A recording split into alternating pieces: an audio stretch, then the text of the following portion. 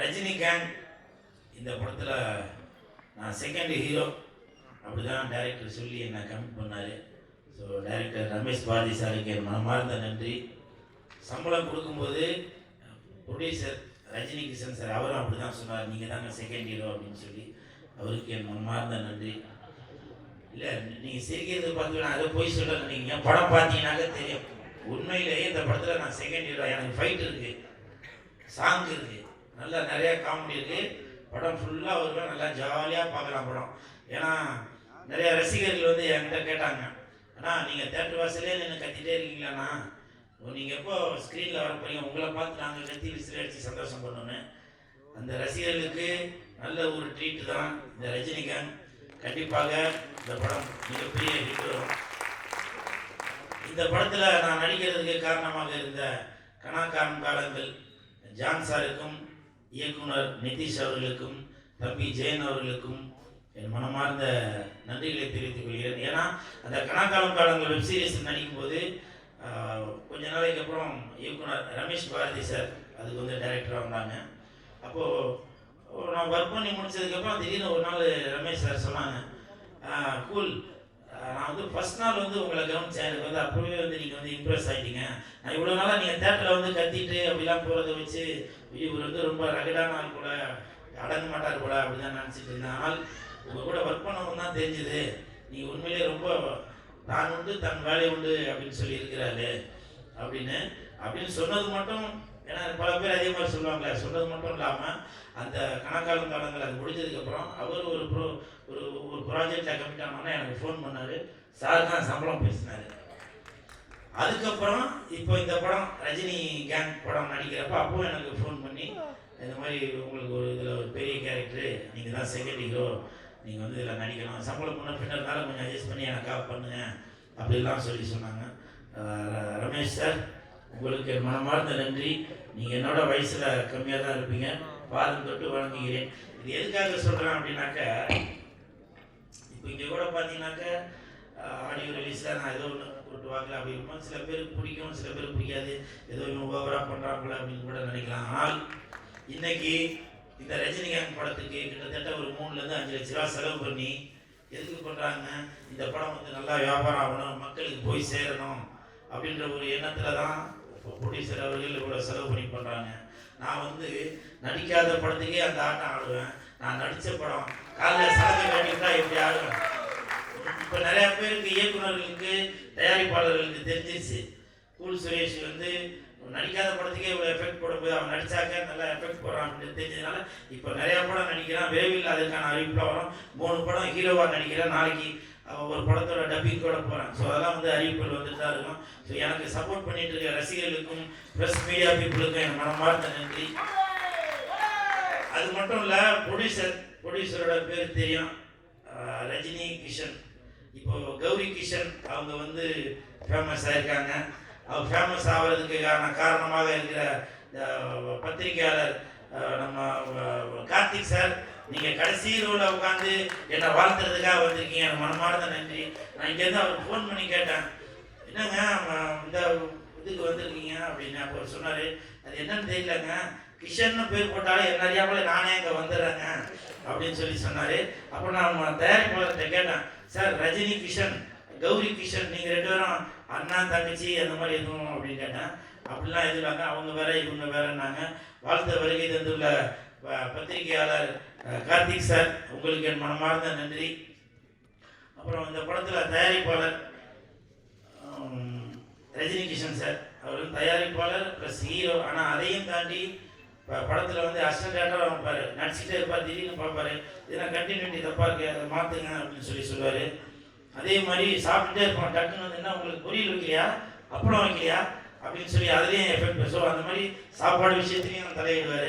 So அப்படி எல்லாமே இது வந்து அவரோட ரேஞ்சுக்கு எனக்கு தெரிஞ்சு கால் மேலே கால் போட்டு அவர் பாட்டுக்கு கையெழுத்து மட்டும் போட்டு கொடுத்துட்டு பேசாமல் இருக்கலாம். ஆனால் அப்படி இல்லாமல் தன்னுடைய படத்துக்கு எவ்வளோ எஃபெக்ட் போடணுமோ, அதுவும் இல்லாமல் ஆர்டிஸ்ட்டுங்களுக்கு முக்கியமாக அவங்களுக்கு கேரவன் வந்துருச்சா, அசிஸ்டன்ட்டுங்களுக்கு சம்பளம் வந்துருச்சா, சாப்பாடு வந்துருச்சா அப்படின்னு சொல்லி அவ்வளோ மெனக்கேட்டார். அதாவது ஒரு நடிகராக மட்டும் இல்லாமல் சக நண்பராக இருந்து ஒத்துழைப்பு கொடுத்தீங்க. என் மனமார்ந்த நன்றிகளை தெரிவித்துக் கொள்கிறேன். அதுக்கப்புறம் கதாநாயகி இருமா பேர் எழுதி வச்சேன், துவி விகா. துவி விகா, நான் துவி விகா அவர்களுக்கு என் மனமார்ந்த வாழ்த்துக்கள். ஏன்னா இப்போ தமிழ் சினிமாவில் ஜோதிகா இருக்காங்க, மாளவிகா இருக்காங்க, கனகா இருக்காங்க, பூமிகா இருக்காங்க. இப்படி வரிசையில் இந்த துவி விகா அவங்களும் அந்த ஒரு இடத்துக்கு நீங்கள் கண்டிப்பாக போவீங்க. நான் அவங்களுக்கு தலையில் கை வச்சது பேர் மாற்றி சொல்லிட்டேன்னா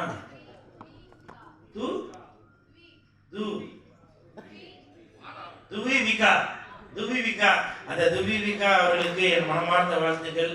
கூட பாருங்க, நான் தமிழன், அவங்க வந்து மலையாளி. ஆனால் மலையாளிக்கு அந்த பேர் கரெக்டாக சொல்ல வருது, தமிழனா இருந்து எனக்கு அந்த துவிகா அப்படின்ற பேர் எனக்கு கரெக்டாக வருது. இருந்தாலும் நீங்கள் கண்டிப்பாக Jyothika madam, Bhumika madam, Kanaka madam இவங்களாம் விட்டு இடத்துல நீங்கள் கண்டிப்பாக குறிப்பீங்க. சரிங்களா? மனமார்ந்த வாழ்த்துக்கள்.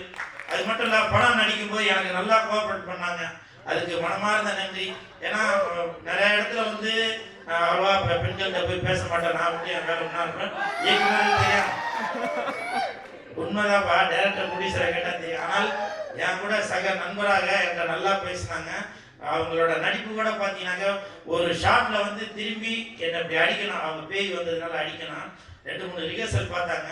அப்போ ரிஹர்சல் பார்க்குறப்போ நல்லா ஓங்கி ஓங்கி அடித்தாங்க. நான் மேடம்கிட்ட போய் சொன்னேன், அம்மா அப்படி அடிக்காதீங்கம்மா, நெஞ்சு வலிக்கிறத விட எனக்கு நிறையா முடி இருக்குது, முடியெல்லாம் பிச்சுக்கின்னு வந்ததுமா, அதுதான்மா வலிக்குது அப்படின்னு சொல்லி சொன்னேன். சரி சரி சார், நான் இனிமேட்டு மெதுவாகவே அடிக்கிறேன். நான் டேரக்டர் ஆக்ஷன் சொன்னோன்னா ஒப்ப மோளை ஓங்கி ஒரே அடிக்கிற செயின்லாம் பிச்சுக்கின்னு போயிடுச்சு. உண்மையிலே அப்போ அசல்லாம் போய் தேடணும் அந்த செயினை, ஒரு மறுபடியும் தேடி எடுத்தாச்சு. அந்த அளவுக்கு ஒர்க்கு மேலே ஒரு கான்ஃபிடென்ட்டாக நல்லா அது கரெக்டாக வரணும் அப்படின்னு சொல்லி உங்களோட ஒர்க்கு நான் வந்து ரொம்ப பாருங்கள். ஞாபகம் இருக்குங்களா?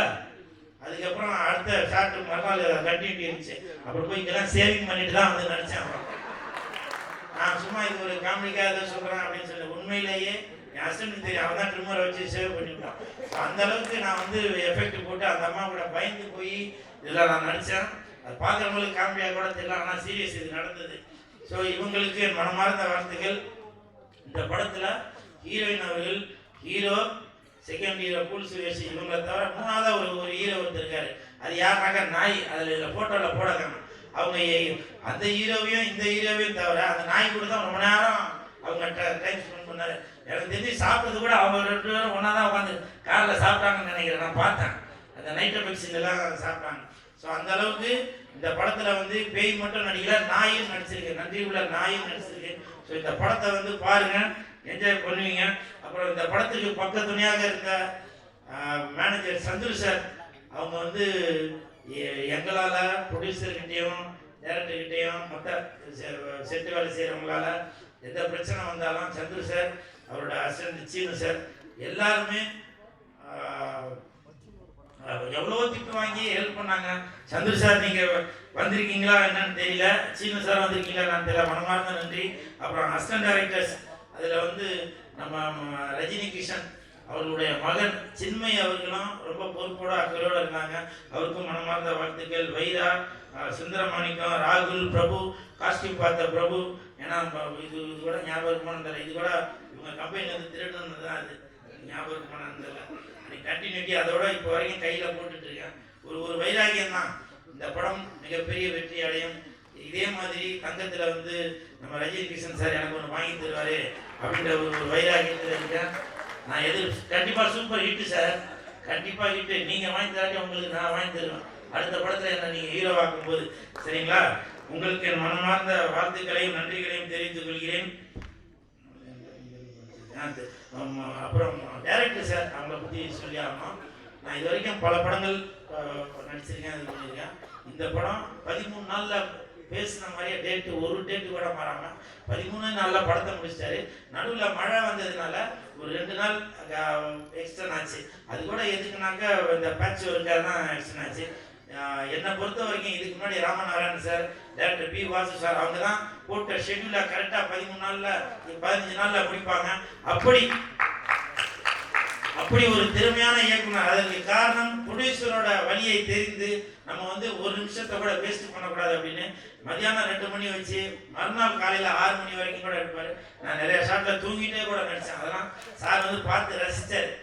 அப்படி ஒரு ஒரு அருமையான இயக்குனர். உண்மையிலேயே இந்த இயக்குனர்களிடம் வேலை பார்க்குற அசிஸ்டன்ட் டைரக்டர்ஸ் நீங்களாம் கண்டிப்பாக ஒரு பெரிய இடத்துக்கு வருவீங்க. நீங்களாம் வந்திருக்கீங்களான்னு தெரியல. சாரை ஃபாலோ பண்ணுங்க, கண்டிப்பாக வந்திருக்கீங்களா? உங்களுக்கு என் மனமார்ந்த வாழ்த்துகள். பக்க துணையாக இருந்த தொண்டன் பாலா அவர்களுக்கு மனமார்ந்த நன்றி. வாழ்த்த வருகை தந்துள்ள திருமலை சாருக்கும் மனமார்ந்த நன்றி. ஏன்னா இன்னமும் அவர் ஒரு துடிப்பான இளைஞர்கள் தான்.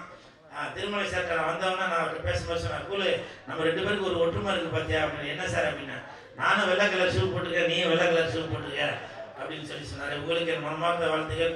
அப்புறம் ஒருத்தர் சொன்னார், நீங்கள் இப்போ உங்கள் இந்த காஸ்டியூமில் வந்து புரட்சி தலைவர் எம்ஜிஆர் ஐயா மாதிரி இருக்கீங்க அப்படின்னு. அவரோட இடத்தை யாருமே பிடிக்க முடியாதுங்க. புரட்சி தலைவரோட மறு உருவம் வேணா இந்த லெஜண்ட் ஐயா அவர்களை வேணா சொல்கிறாங்க. அவர் கூட முன்னப்பின அவர் மாதிரி கூட காஸ்டியூம் போட்டுருக்காரு. ஆனால் புரட்சி தலைவரோட இடத்த நான்லாம் துளி அளவும் வந்து அது வந்து இடம் பிடிக்கவே முடியாது. அப்புறம் முனிஷ்காந்த் சார், நான் வந்து ஒரு 20 வருஷத்துக்கு முன்னாடி தான் ஒன்றா சேர்ந்து நடித்தோம். ரொம்ப நாளைக்கு அப்புறம் 20 வருஷத்துக்கு அப்புறம் இன்னைக்கு அவர் கூட சேர்ந்து நடிச்சதுல ரொம்ப சந்தோஷப்படுறேன். ஆண்டனி சார் உங்களுக்கு மனமார்ந்த நன்றி. ஏன்னா நீங்கள் பாட்டு பாடுறது மட்டும் இல்லை, பேசுறது கூட அது ஒரு ஒரு எனர்ஜெட்டிக்காக தான் இருக்கும். உங்களுக்கு மனமார்ந்த நன்றிகளை தெரிவிக்கலாம். படத்துக்கு பக்கத்துணையாக இருக்கிற மாலிக் சார் உங்களுக்கும் நன்றி. அப்புறம் கோப்ரா தம்பி, என்னை விட்டுட்டு எல்லாருக்கும் ஏதோ கிஃப்ட் கொடுத்துருக்க. உன்னை பற்றி நிறைய எழுதுறான், அந்த பேரை அழிச்சிட்டேன். நீ அடுத்து என்ன கிஃப்ட் தெரியும், நான் அப்போ தான் பேசுவேன். சரிங்களா? போதும்னு நினைக்கிறேன். இது வரைக்கும் நான் ஒரு 200 படத்துக்கு மேலே நடிச்சிட்டேன். 300 படத்துக்கு மேலே ஆடியோ ரிலீஸ் பண்ணி ஃபங்க்ஷனுக்கு போயிருக்கேன். எவ்வளோ நிகழ்ச்சிகளுக்கு போயிருக்கேன். இது வரைக்கும் அந்த 300 ஆடியோ ரிலீஸ் நிகழ்ச்சியில் வருத்தத்தோட சொல்றப்பா, பெண்கள் தான் காம்பேர் பண்ணி என்னை கூப்பிடுவாங்க. நீ என்னை இப்படி அவமானப்படுத்த நான் எதிர்பார்க்கவே இல்லை. ஆனால் இது வந்து யாரோ ஒரு திட்டமிட்ட சதி தான். அது கூல் சுரேஷ் வந்து ஆடியோ ரிலீஸுக்கு வரான். அதனால பெண்களை வந்து நான் சகோதரியாக தான் நினைக்கிறது. அவனை வந்து மேடைக்கு கூப்பிடும்போது கொஞ்சம் உஷாரா காம்பேர் பண்ணுறதுக்கு வந்து பெண்களை கூப்பிடுவானா ஆண்களை ப்ரொடியூசர் சொன்னாருங்களா, உங்களுக்கு 5 பவுன் செயின் வாங்கி தரலான்னு பார்த்தேன். அப்படி என்னை அவமானப்படுத்திய தம்பிக்கு பேர் நம்ம பேர் ஸ்ரீராம் கார்த்திகேயனுக்கு என் மனமார்ந்த நன்றி. இதை ஏற்பாடு பண்ண பிஆர்ஓ சதீஷ் சாருக்கு நன்றி. அவரோட சதி வேலையானது தெரியல, அவருக்கும் என் மனமார்ந்த நன்றி.